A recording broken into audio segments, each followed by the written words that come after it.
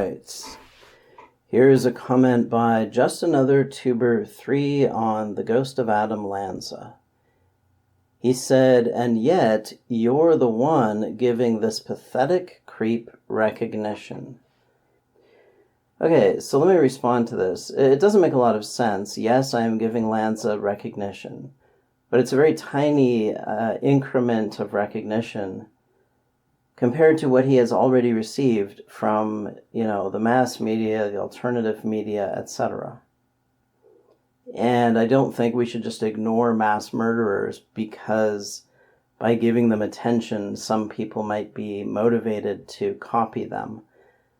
If we took that to its logical conclusion, if we said, well, let's not talk about anything that might inspire anyone to commit violence, well, then I think Just Another Tuber 3's favorite YouTuber in Mendom would probably get canceled, right? He'd probably get censored because, well, some people might be inspired by apholism to commit mass murder or to commit some act of violence. Maybe we would have to, cancel all the vegans because they might inspire people to acts of violence to protect animals from, to liberate animals, essentially. Right? No political ideology could be discussed, no philosophical... basically we'd have to eliminate everything except children's cartoons, and we'd even have to eliminate Bugs Bunny cartoons. So yeah, this is just silly. I think it's worth talking about Lanza and his ideas. I think his ideas are very interesting in their own right. I would talk about them even if Lanza wasn't a mass murderer. If I had discovered his channel and found these videos and he had never committed any crime, I would be interested in talking to him and I might make a response to him. So, because I think Eulavism is an interesting philosophical position. And it's also an attempt to answer, or at least to think about and answer some of the big questions of life. Big philosophical questions. Now, am I celebrating Lanza? Am I promoting Lanza? No, I am analyzing Lanza. I'm trying to understand both his ideas and his motives for his crime. And I make no apology for doing that. I think it's a worthwhile endeavor. So, yeah, I really don't get the point of your comment. He seems to be accusing me of some kind of hypocrisy. But I have no idea what the hypocrisy is. Yeah. Anyway, weird comment. I'll just leave it at that. All right, here's one by Magelind on the Ghost of Adam Lanza. He said, I'd like to think that if Adam Lanza knew about Jordan Peterson and his ideas on culture and religion, that he might have been able to better rationalize why we have culture and live in it, despite the irrationality of it. I used to think similarly to Lanza, but after years of running around in circles and misery, I decided to not completely forsake the Western world we have and try to live within it, without deceiving myself and being just a simple drone. It certainly helped me. Well, I find this kind of interesting, I guess. I'm glad it helped you, and thanks for your comment.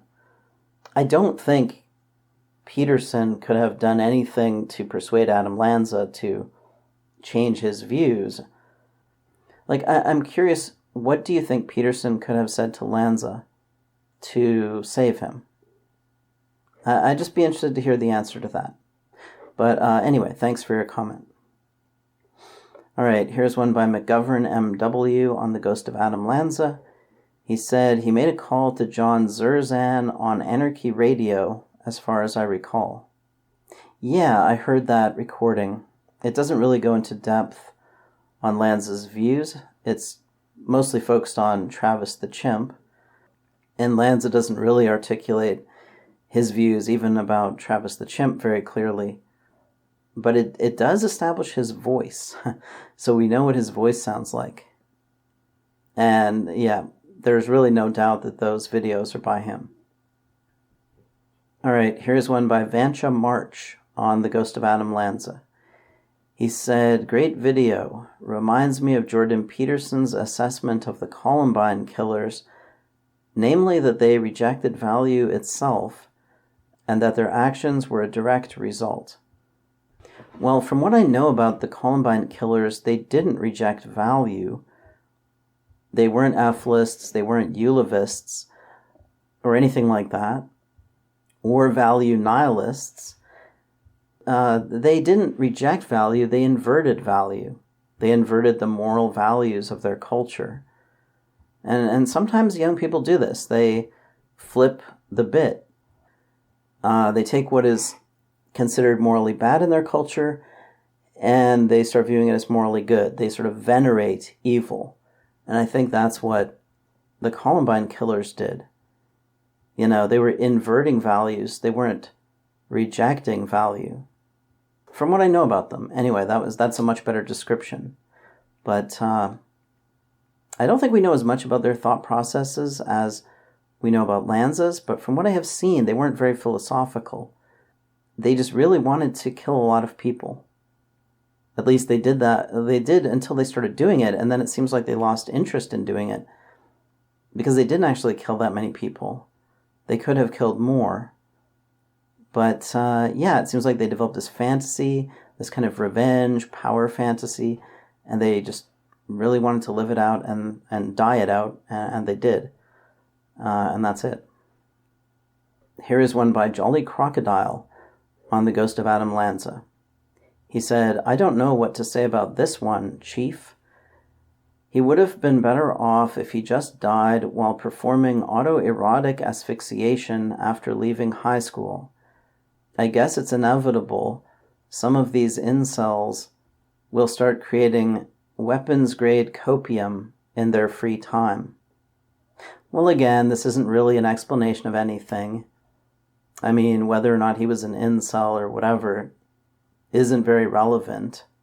He doesn't seem to have been very obsessed about sex. He wasn't much like Elliot Rodger.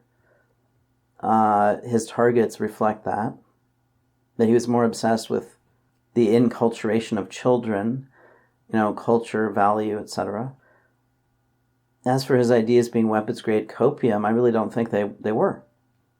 He clearly went through a process of thinking about deep philosophical questions, and the result of it was Eulovism, his rejection of value. It's not just some kind of post hoc rationalization of him being a sexual loser. I mean, it really isn't. MGTOW, you could argue, is mostly a post hoc rationalization of being a sexual loser. You could argue that Elliot Rodger's views were like that, but I don't think you could argue that Adam Lanza's were, because they really don't have much to do with that. All right, here is one by Moonhaze on the Ghost of Adam Lanza.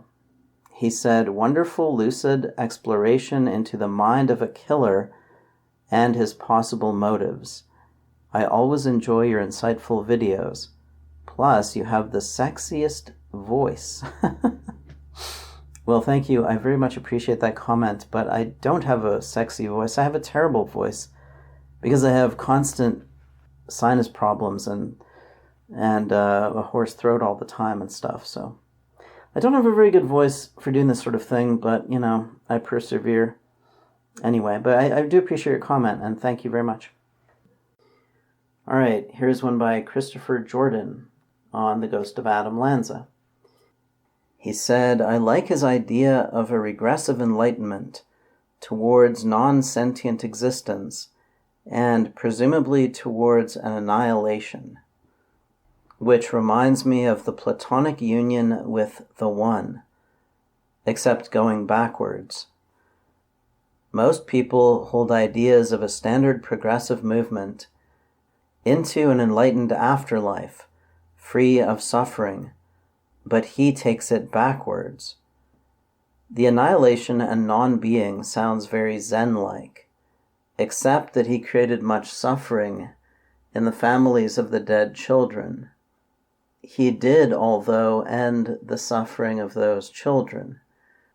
Realizing the superficiality of society, and seeing all the pain is probably an important step in obtaining a feral kind of non-attachment that may allow one to live outside of society whilst being within society.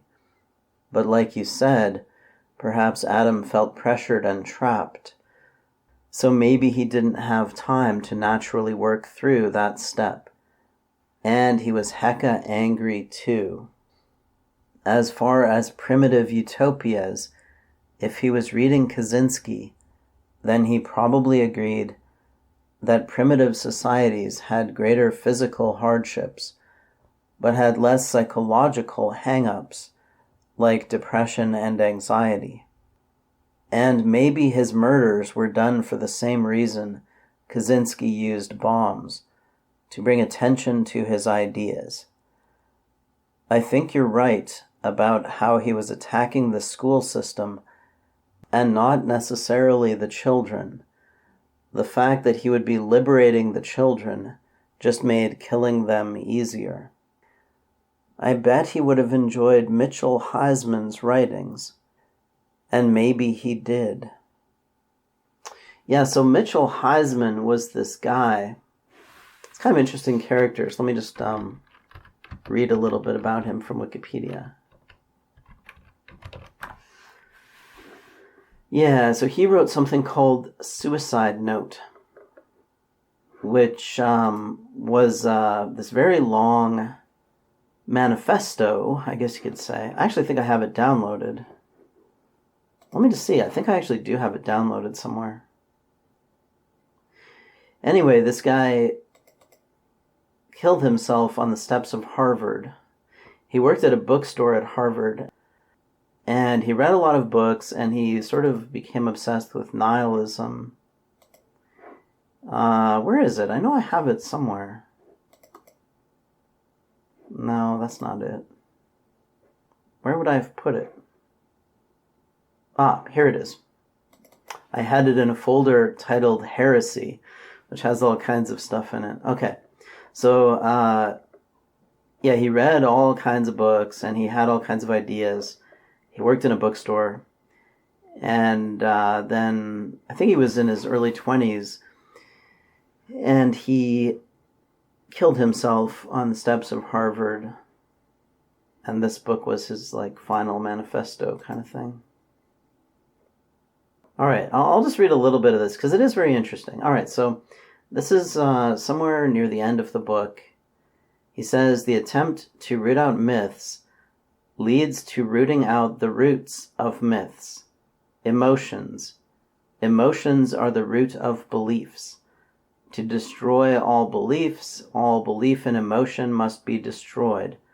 After systematically interpreting my emotions are material processes for at least a year and a half, the cause of life simply lost its cogency. So basically, he critiqued his emotions. He's like, well, these are just, neurons in a brain firing a certain way because they evolved to do that. You are a consciousness, but all these little parts of you are not conscious. They're like, jellyfish or sea anemones. They just sort of react in a certain way, and the effect of all these different reactions is consciousness, is a thinking being, but each little part is just the tissue doing a certain thing, and in and of itself it's just sort of blind and stupid, right? There's a great part of Nausea by Sartre where he looks in the mirror and he looks at all the little pieces of his face and he really looks at them, and he talks about how he's made up of all these little, vegetative things. Like his skin is just growing, it's just doing its thing, and these hairs just grow. They're like grass on a field or whatever. There are all these little bits that are just like vegetables, and from all these little vegetables, an animal is created. It's kind of like the way to think about the brain. From all these different simple tissues doing their simple little things locally, you get this holistic thing, the brain, the mind, consciousness. But yeah, every little part of it is just some tissue that's not doing anything that much more complicated than what your kidneys do. Well, neurons are more complicated than nephrons, but or whatever the cells are in kidneys, but you get the point, right? Like any little chunk of the cerebral cortex is just doing some mechanical thing. Any little chunk of the limbic system is just doing some mechanical thing, right? All right, so anyway, he said, I became unable to spontaneously believe anything. The entire procedure then amounted to the attempt to generate spontaneity in a mechanical way. I was unable to regain a spontaneous belief in life, and my efforts to do so amounted to a program to artificially produce or mechanize spontaneity. At some point I simply gave up, not because I thought it could not be done, but because my belief in the conventional rightness of life, or any end, became unbelievable. This entire struggle was not a program separate from myself, but Nietzschean-inspired will to life itself. Disillusioned of belief in my own subjective experiences, at rock bottom I turned to completely destroy myself. If life itself is without ultimate meaning, and is not fundamentally rationally superior to death, then perhaps the test of the worth of life is found in willing death and self-destruction. Well, of course that doesn't follow, You'll notice when people say then perhaps, that's like a little tell that they're making an illogical leap. No, then perhaps the test of the worth of life is not found in willing death and self-destruction. That's just something you're doing because you're emotionally compelled to do it, I guess. All right, anyway, he said, instead of attempting to overcome my socially self-destructive tendencies, I gave them free rein. Instead of doing what's strengthening, I do what is weakening. I should have said what is strengthening. Instead of doing what is considered socially acceptable, I do what is considered humiliating. I actually did some experiments along those lines where when I was in high school, I decided to totally invert these values. Everybody's trying to appear, cool and attractive and everything. And I deliberately humiliated myself in certain ways. Like one day I just ripped up all my clothes and went to school with like my clothes kind of ripped up. Not to be cool, like I wasn't copying some, punk aesthetic or something. It was just weird, right? I was just doing it to draw attention to myself, negative attention, to sort of show that I could take it, that I could humiliate myself. I was free, right? So it is a demonstration of freedom, that you're free from the social pressures. You're not entirely free, but you aren't you aren't totally controlled by them either, if you can humiliate yourself. So yeah, I went through some of these things. I did some of these things. Anyway, he said these little self-destructions help feed the larger ones, yet at the same time, it means, in at least some respects, it means I pay my rent and work out to keep myself physically fit, so I am in a position to achieve the most rational and most comprehensive self-negation. My formula for self-destruction is truth-seeking.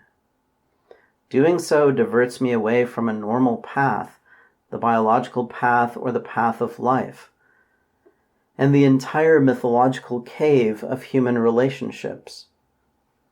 On some level, I cultivate my own social weakness as it feeds my ambition, fuels my determination, and drives me on to the end. I have no center. By the way, he was Jewish and he was a little bit obsessed with the Jews. I was like, well, I don't know why everybody is so obsessed with the Jews, but this guy was a bit obsessed with, with Jews, their moral, religious, and sort of moral mythological framework. He said, any secular understanding of how the Jewish moral survival strategy works must account that the Jewish religion was made to make the unending persecution of the Jews work for them. On an individual level, there is something analogous to my self-destructive logic of cultivating my own powerlessness. I perpetually wound myself emotionally to burn my will to overcome. This is actually a major part of my Jewish identity. Instead of attempting to fully cure myself, which would amount to following Nietzsche's will to life in the fullest sense, I will my own biological self-destruction. Yet, ever conscious of Nietzsche, I do not take the cave of resentment seriously, because I do not take my emotions seriously. So what then are the psychological characteristics of such a person who engages in such self-destructive behavior? Whatever the psychological quirks I might possess, my central problem is nihilism. Can the meaninglessness of existence be cured with therapy? Lie therapy, whether religious or secular, is overwhelmingly the normative state of the human race. Okay, I thought I was closer to the end than I was. I want to get to the end, so I'm going to skip over a lot more of this stuff. It's very interesting, though. At least the last chapter, like a lot of it isn't that interesting, but let me see. This goes on and on and on. It's fairly well written, despite the few grammatical errors, missing words and stuff. Okay, there's a long way to go. Shit, I thought I was much closer to the end. Okay, here we go. If life is truly meaningless, and there is no rational basis for choosing among fundamental alternatives, then all choices are equal, and there is no fundamental ground for choosing life over death. Yet, since I do not believe in nihilism, why not test nihilism? Perhaps I am wrong, but if the question of whether there is an important question is the most important question, then testing this question is the closest thing to importance. Since counter-arguments almost always take their starting point with a bias towards existence, to criticize this bias is to take a starting that is open to the possibility of death. Does something have to be dead to most completely understand it? Does rationalizing life kill life? The most complete objectivity is possible only for one who can face death without myth or illusion, and with indifference, and with indifference to possibilities of immortality that are only extensions of the primary illusion. Alright, there's a lot more to this. Jesus Christ, does this fucking thing ever end? Okay. Alright, so this is the very end of it.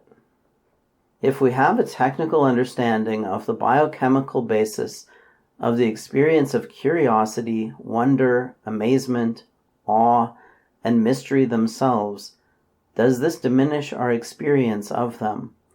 Do these experiences fall into the same category as myths, lies, and illusions? What rational basis is there to treat them any differently? What then does it mean to lead a rational life?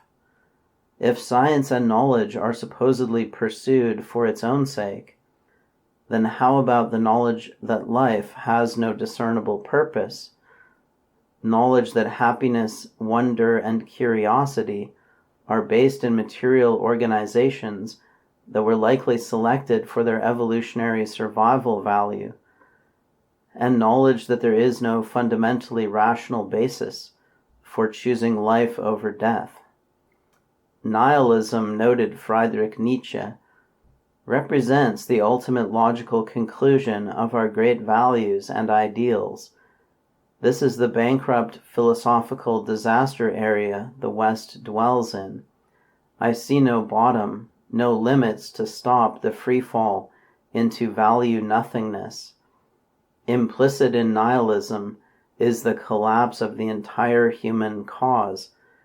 The ultimate logical conclusion of Western values is the rational self-destruction of the West. Is this absurd?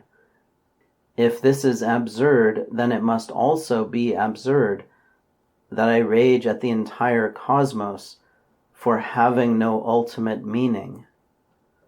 But there is no reason to be pessimistic. There is no justification whatsoever for a negative attitude. There is no justification whatsoever for a positive attitude. There is no justification whatsoever for a neutral attitude. Who knows what will happen with certainty? I could be strolling down the street, being beautiful, on my way to kill myself, when suddenly I am run over by a bus. But wait a minute, why am I doing this? Ah yes, now I remember the punchline. I'll try anything once. There is nothing to take seriously. The student Doko came to a Zen master and said, I am seeking the truth.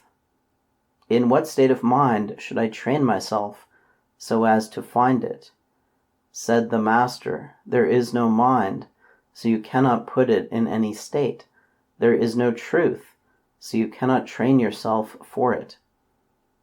If there is no mind to train and no truth to find, why do you have these monks gather before you every day to study Zen and train themselves for this study?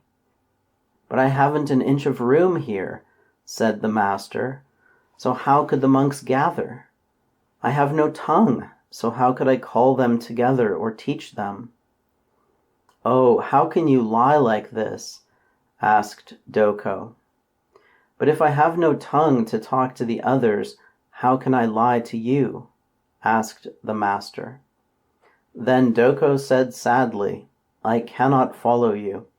I cannot understand you. I cannot understand myself, said the master. So that was the punchline. That was the end of his book. And then there are a million footnotes and there's a huge bibliography. And then he went somewhere public, put a gun to his head and pulled the trigger. So yeah. It was an experimental elimination of self-preservation. That's what he thought of it as. So, anyway, kind of a tragic story, interesting character. Would have been, I would have liked to talk to both of these guys, Heisman and Lanza. They would have both been very interesting to talk to. All right, here is one by Annie D. on the Ghost of Adam Lanza. He said, great video as always. Well, thank you. Then he said, I particularly liked this part in the blog. And he's quoting me saying this. There was a strange irony to his final act. By committing mass murder, he was trying to impose his values onto others. He was horrified by life, and he wanted others to feel the same way.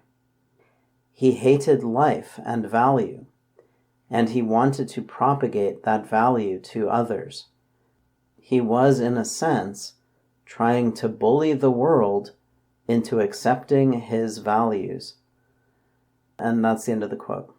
Yeah, well, I thought that was a pretty good way to end it. Because it does point out the paradox or the ironox. I love that term. That's one of Emendam's terms that he coined, and I really like that, ironox. Yeah, it's the irony and the paradox of his value theory. That he valued the elimination of value, and he also was opposed to imposition, imposing values on others, and yet his final act was an attempt to impose his values on others. I wonder what he would have responded to that. Maybe nothing. That is the ultimate answer, right? That was his final answer. It was nothing. All right, NED said, I cannot remember the number of times an antinatalist has told me that having value is itself a bad thing, and that the void, a valueless state, should be preferred. However, they are ascribing value to that state of affairs by preferring it over existence, which makes their position a contradictory one. Yeah, well, I don't know if it's exactly contradictory. I mean, you could say that, they don't usually phrase it that way because ethicists believe in objective value.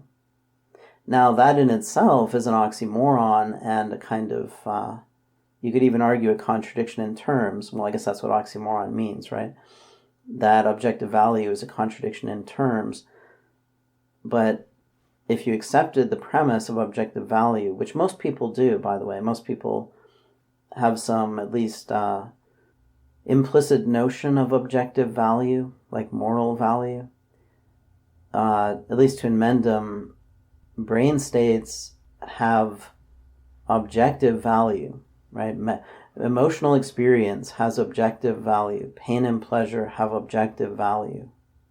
So that's how he would answer that, I think. But yeah, I would agree that without a valuer, there is no value. The void has no value, no negative or positive value, because there is no objective value. Once valuers come into existence, they can value things, and then value exists to the valuer, but it does not exist to the cosmos. But anyway, that's where the disagreement lies. It's in that concept. All right, here's a very long comment by Maldoror, 86 Maldoror 86, on the Ghost of Adam Lanza. He said, by valuing something, aren't you always appealing to a hedonic and by extension moral precedent? Because by valuing something, you find that what you're valuing to be a good, and it therefore increases the likelihood of some sort of positive state in a subjective sense. So you continue to affirm it. But in order to arrive at this subjectively, doesn't its essence of affirmation ultimately rely on an objectively moral precedent prior to establishing one's axiomatic principles for their philosophical system?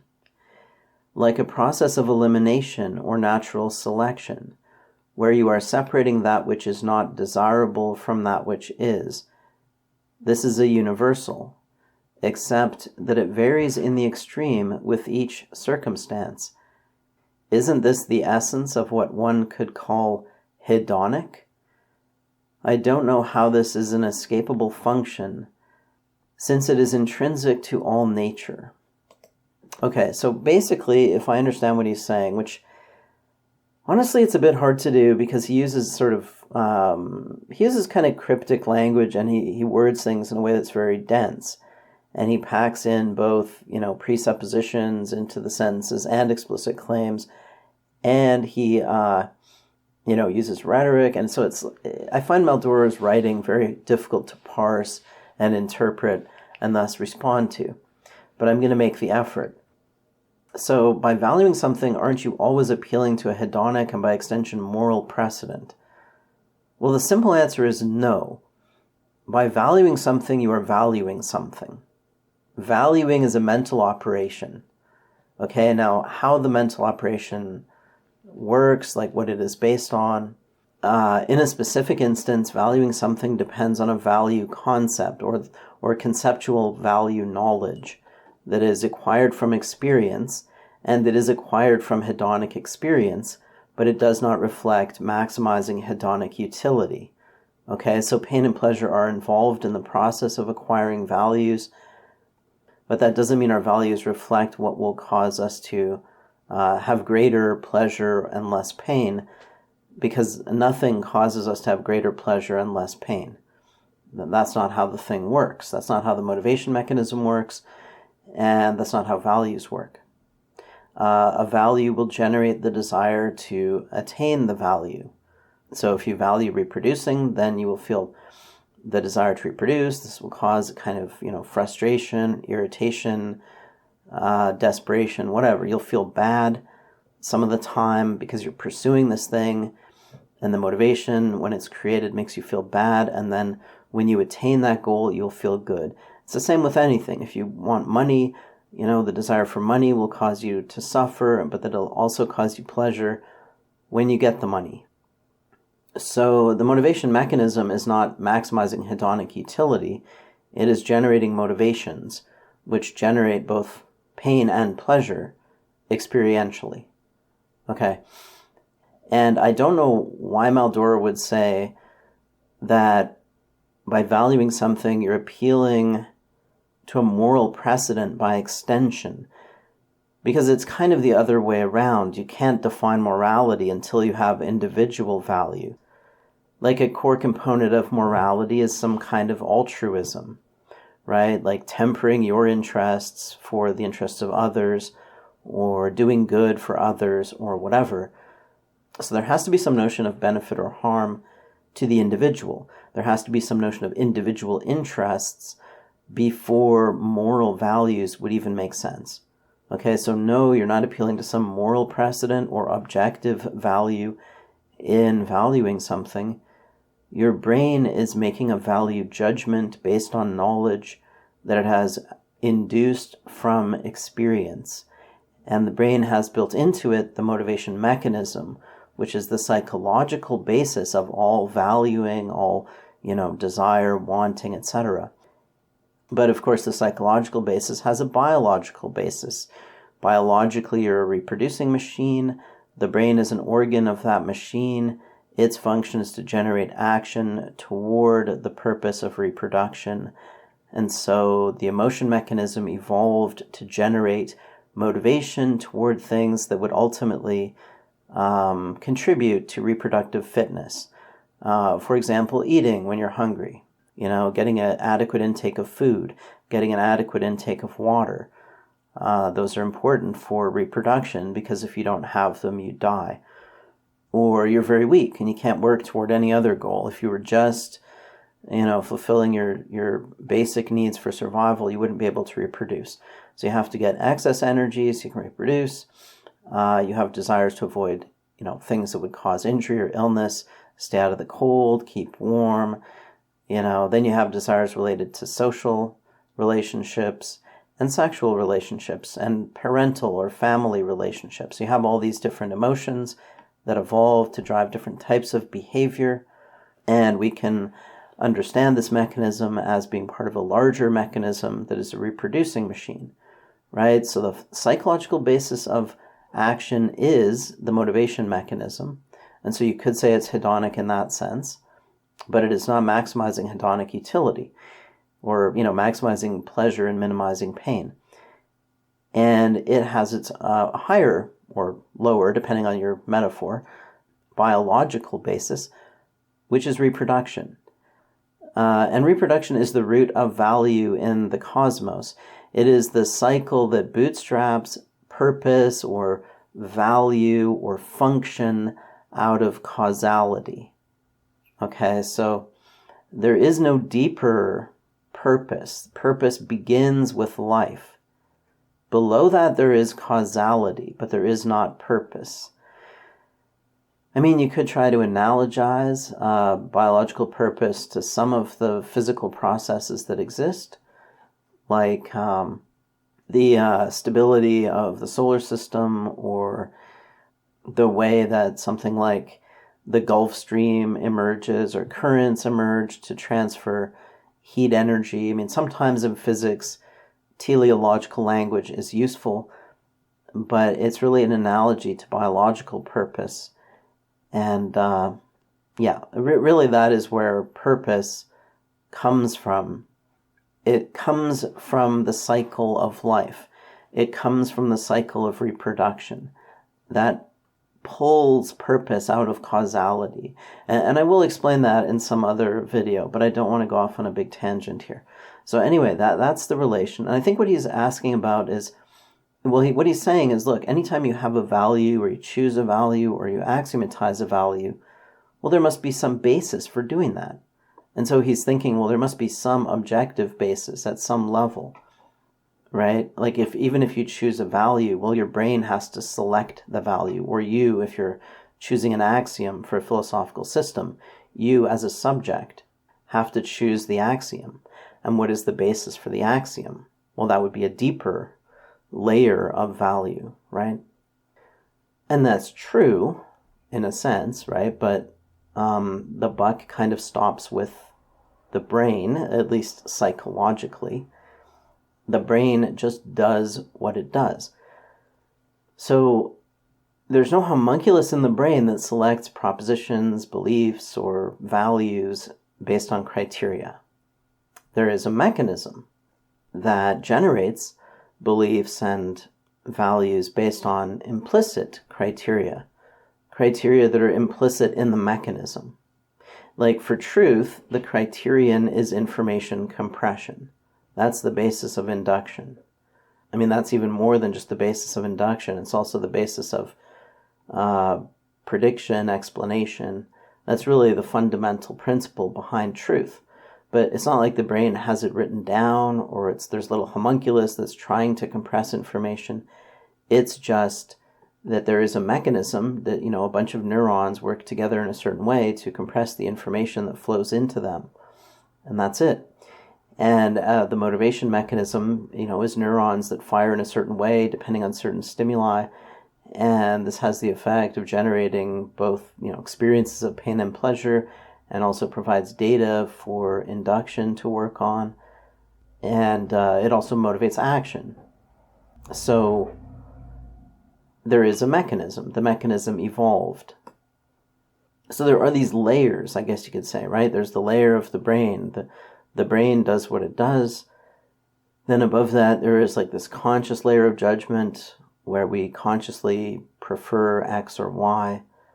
And then there's a philosophical layer at which we can sort of reflect on ourselves, think about ourselves, judge ourselves, come up with theories of value, theories of truth, and so on, and apply those to ourselves. Okay.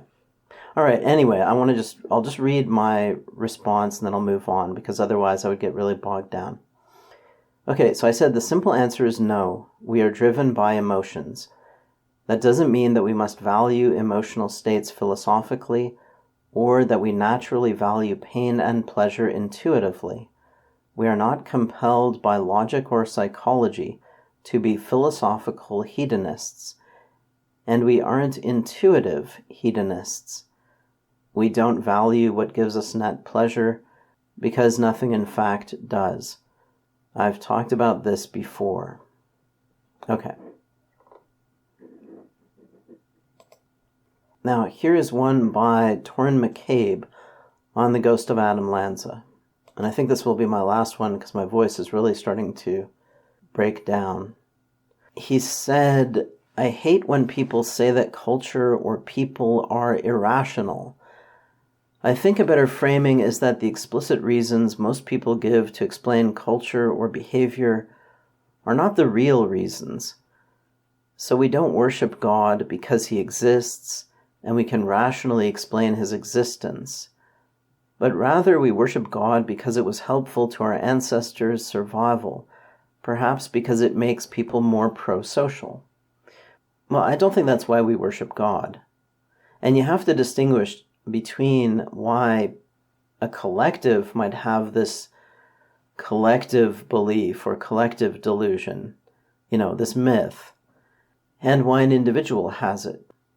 The individual has it simply because he is conforming to the collective, or you could say because he was deceived into believing it because those around him believed it, and he absorbed the belief by osmosis. And so it is irrational because he just absorbed the belief without critical examination. The belief is clearly false. Careful examination of the belief and the reasons for it will identify that there are no good reasons for it, no rational reasons, only conformity. And now you could analyze it functionally, and you could say, well, functionally this myth has a social function, or even has an individual function, right? But that wouldn't mean that it's rational. And also to do that, you would have to become aware of it as an irrational belief, right? It is not possible to understand religion functionally without believing that it is a delusion, right? You could say, well, it's a functional delusion, but once you do that, you're an atheist, right? No theist can say, well, we believe in God because it does these things, not because it's true. No, the theist has to believe that there is a God, right? So it is irrational.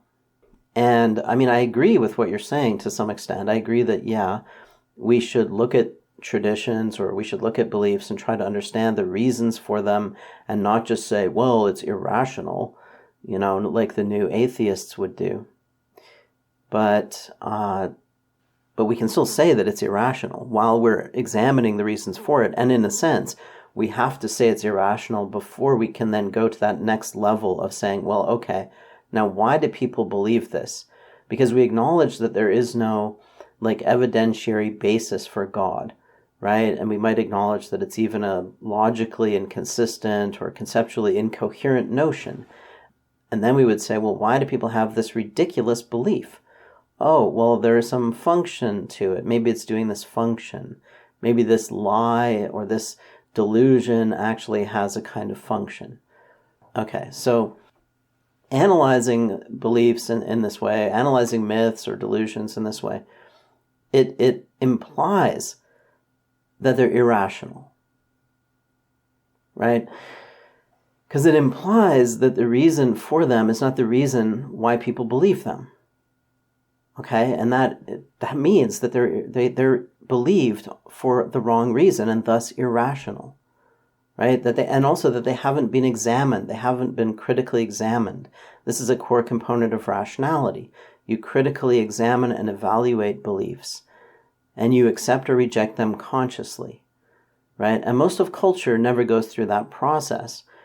People don't think about it, they don't question it, they don't critically examine it, they don't evaluate it, they don't accept it or reject it. They simply absorb it from the social environment. They absorb it from living within a collective that has this culture in their minds. They sort of synchronize their brains to the brains of those around them, and that's how they acquire these beliefs and concepts, etc. Okay, so that's the point about culture being irrational. And Lanza is right. Now, for a lot of people, though, you might, they just view irrational as meaning bad. To them it just means bad. And so if you say, well, it's irrational, you're saying it's bad. Which, you could say, well, this belief is sort of good because it has this function. But as soon as you say that, though, then why not just have the belief? Well, why not just explicitly pursue the thing? Let's say, this isn't really true, but let's say believing in God causes people to have stable marriages and families, and, so they have more children if they believe in God. Let's just say that's true. So then it would be biologically adaptive. Okay, so we could analyze this belief in that way, but then it would be even more biologically adaptive to just believe in reproducing, right? Not to believe in the magic sky fairy, that the magic sky fairy wants you to reproduce, or something like that, but just to believe that reproduction is the purpose of life. Because the only way you can say, well, this is a good belief because it makes people reproduce, is if you've already value reproduction. You don't value it because God says so. You independently value it. And if you independently value it, you have no need for the sky fairy belief, right? So anyway, all right, so let me just read the rest of his comment, but I wanted to push back on this kind of notion that, well, just because something has some kind of function, that means it's rational, or we shouldn't say it is irrational. Okay, anyway, he said, this is the wisdom most of us get regarding school. We are not there for the explicit reasons of getting good grades by studying subjects that will be important to us as adults. And the teachers are actually smarter than us and have our best interests at heart. Those are the superficial stated reasons for school that we as Aspie kids find irrational. But the underlying reason for school is to train us how to obey, socialize, and gain meta skills like hard work and delaying gratification. Yeah, there is a bit of truth to the myth, though. I mean, a lot of school is just learning reading, writing, and arithmetic. And those are core skills that you need to acquire. But think about it this way. Wouldn't school be even better if we understood the actual purpose of it? And so we didn't have to waste our time doing things that aren't actually useful? Couldn't school be organized better if we made it more rational? Couldn't we use rationality and a clear understanding of, a clear theory of the function of school to improve school? I think we probably could, right? So the myth might be somewhat functional, but that doesn't mean that it's better than the rational understanding, than the truth, right? Or, a rational theory. All right, then he said, most non-Aspie people are fine with the irrational reasons because they are not logical and questioning. But for us questioning, rationalizing Aspies, I think a better frame is not this human behavior is irrational, but rather the stated reason for this human behavior is not the real underlying reason. Yeah, well, again, I agree, but I think it is perfectly reasonable to say that it's irrational. I mean, it is correct to say that it is irrational. That doesn't mean that it doesn't have a function. We should understand that culture is selected, and the basis of selection could be that it is functional. But it could also be that it is a mimetic parasite, right? Or that it was once functional but has ceased to be functional. Or that it is functional but not as functional as we could make it if we understood the real reason for it. Anyway, so he said the stated reason for this human behavior is not the real underlying reason. I should explore what possible underlying reasons exist for that behavior. Yes, I totally agree with that part. We should always try to understand culture. Like, what is it doing in our heads? What is it doing in society? Then he said, this has helped me to be less judgmental and more curious. Yeah, I agree. We shouldn't just reject something because the stated reason for it is absurd. We should think about it. We should try to understand it. But in doing so, we are basically saying that it is irrational, right? We're recognizing the absurdity of the stated reason. And that is basically saying it is irrational. We are recognizing that we don't know why we believe it. Now, that's not necessarily a reason to reject it outright, but that is a reason to be suspicious of it. When you discover something has just gotten into your head from the collective, and we know that the collective is kind of, not the brightest, we should be very skeptical about these things. We should be very skeptical about culture. And these days, culture is very dangerous. There are a lot of mimetic parasites out there. Like, when you look for the real underlying reasons, sometimes you find that it's a parasitic meme, right? Or sometimes you find that, well, like, why do we give people a diamond ring when they get married? Well, because the advertisers wanted to sell diamonds, right? Not because a diamond ring helps two people to stay together and love each other and have children together and form a family unit, but because diamond companies wanted to sell diamonds. So maybe we don't need to buy the diamond ring, just save the money and use it to pay for the things you need to have a child instead of buying a little rock that's absolutely useless. So there are very good reasons to be skeptical of culture. All right, I think I'll end it there because my voice is dying and I have other things to do.